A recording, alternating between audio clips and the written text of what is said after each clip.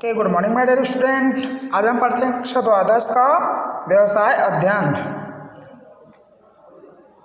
ठीक है बच्चों, आज का हमारा टॉपिक रहेगा फर्म के विघटन की रीतियाँ।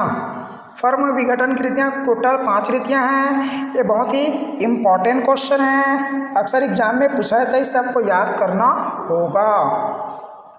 फर्म विघटन की रीति है। विघटन मतलब फर्म के समापन। फर्म के हम समापन करने को उसकी क्या क्या रीति हैं उसके बारे में डिस्कस करते हैं। पहला है करार द्वारा विघटन। करार एक अटपटा शब्द, इससे आप तो कह सकते हो, तो अनुबंध भी कह सकते हो, है ना, या फिर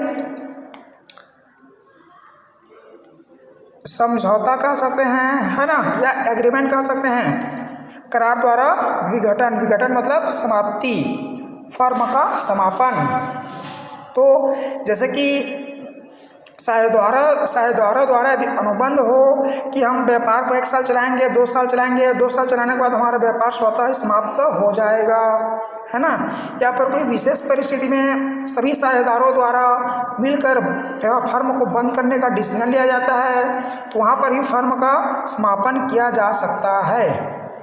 ठीक है बच्चों, लेकिन यहाँ अक्सर पहले से निर्धारित होता है कि हम व्यवसाय 1 साल चलाएंगे कि 2 साल चलाएंगे। व्यवसाय का हमारा 31 दिसंबर को बंद होना है, तो फर्म 31 दिसंबर को स्वतः ही बंद हो जाएगा।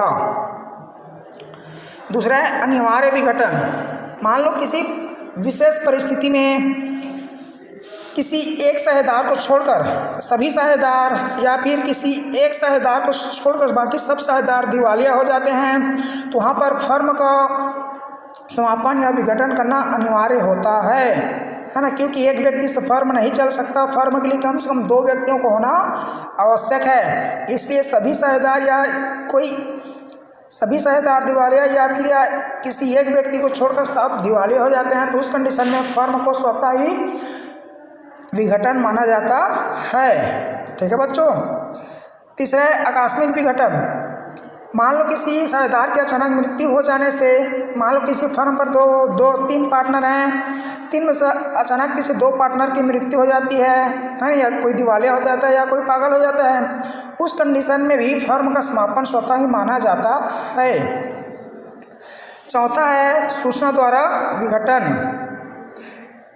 कई बार ऐसा होता है कि समस्त साझेदार आपस में मिलकर न्यायालय को सूचना देकर या फिर रजिस्ट्रार कंपनी को सूचना देकर, है ना, अपने व्यवसाय को समाप्त कर सकते हैं। 5वां है न्यायालय द्वारा विघटन।